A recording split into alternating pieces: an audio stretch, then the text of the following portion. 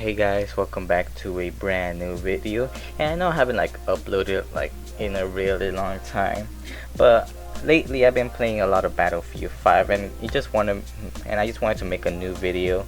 So as many of you guys know or should know, a new update came out for Battlefield, and this is probably the most important DLC that came out for Battlefield. Well, I like to call it the Pacific DLC, others like to call it different names, but I'm gonna refer as the Pacific DLC. So the Pacific DLC arrived, and this is the most important DLC for the game for many reasons. This is considered probably the last chance for many players for Battlefield. If this update flopped, I honestly would just quit Battlefield, uninstall it. But I gotta say, DICE didn't fail to deliver. This was probably one of the best updates ever. And after the disappointment of Chapter 4, well, this is probably just the best. Chapter 4 was just an absolute mess, but with bugs. Also done fucking delay for 2 maps. But let's get into what the update has to offer for Chapter 5. So what did we get with this new update?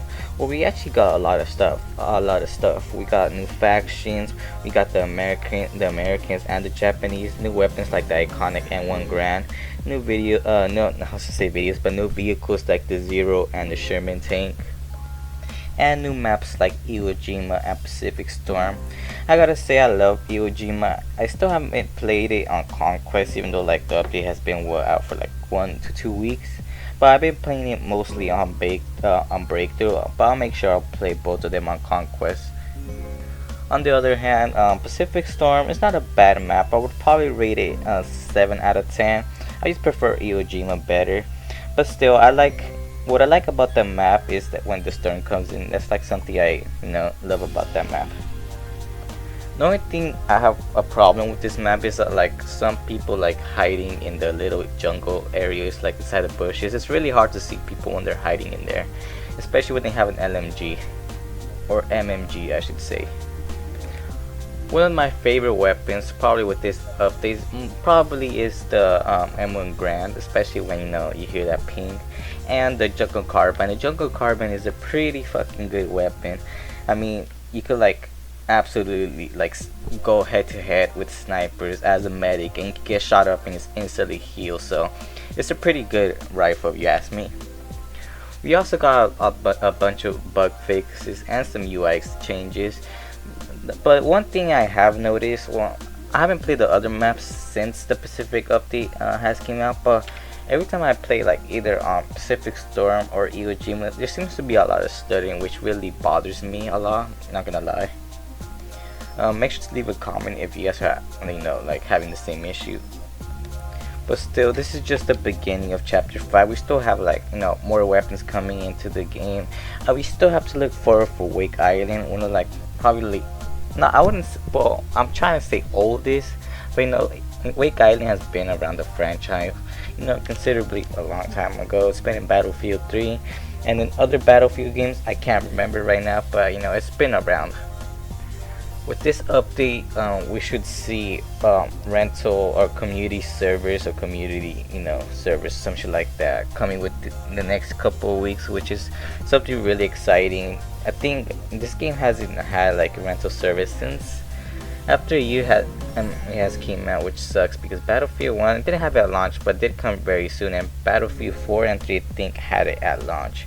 Because I honestly don't like the rotations on the official DICE service. I wish we could customize our own rotations. I would like to play Operation Underground 24/7, just like in Battlefield 4, where you have people just playing on Operation Metro 24/7 with max tickets.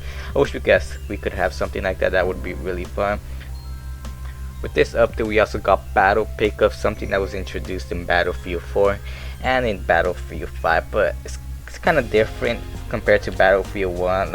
The flamethrower, it came back, but it isn't the same thing as it was in Battlefield 1, because in Battlefield 5 you don't have that extra health. You could still die like a normal soldier, which I mean, it's alright, I guess. I mean, I would probably like it with a little bit more health, but I mean, it's alright, I guess. We also got the katana. The katana is a pretty fun weapon to use. You could like, you know, slice people in half, and every time you kill someone, you get like an extra 30 health, which, you know, it's a pretty good thing, you know, to balance. That way you're not getting shot up and just dying. I've been playing around with the tanks. I haven't been playing with like amphibious tanks that much. I've just been playing with the Sherman tank. And one complaint I do have about these tanks, the same with the Japanese, is that the machine guns just absolutely fucking suck. Like compared to like the Tiger tank and the other tanks in the other factions, I think like the tanks on those factions like really suck. Like I swear, I hit something like 3 times in the head, and somehow they managed to fucking just walk it off, which, you know, it's pretty stupid. But I mean, hopefully they buff the machine guns a little bit. Also, the airplanes on the new airplanes that came out, like the Zero and the Crosshair, they're pretty good, especially the Zero with, you know, its incendiary bombs. That's like really overpowered. Also, the, you know, the Crosshair has this incendiary bombs, but, you know, they're very, very OP, especially when you have the explosive cannons. You get a ton of kills. But I mean, at the same time, you have the Flieger Foss. I'm sorry if I can pronounce it, but you have that. You know, players can easily take them down, unless, you know, the pilot's smart enough and, you know, knows when to stop diving down. But still, pretty fun vehicles to use, and when you know how to use them. But, you know, this is a start for Battlefield, because, you know, we haven't really had any positive things come out of Battlefield. But, you know, this could be a foundation on what Battlefield could be, considering that we still have like another 2 years with Battlefield 5, considering that the next game is probably gonna come out in 2021. I really hope they add more updates and they don't fuck up no more, because if they start fucking up again, I'm not gonna be really that happy. Hopefully the next update or major update, we could get like, you know, the Russians, you know, the Soviet Union fighting, I don't know, maybe the Battle of Berlin, not the Battle of Berlin, but like the Battle of Stalingrad, you know, all those iconic World War II battles. You know, Battlefield could, you know, change the table around and, you know, be a great game. You know, this game has a lot of potential, I'm telling people that. But hopefully DICE, you know, adds all these, you know, iconic battles, D-Day, Battle of Britain.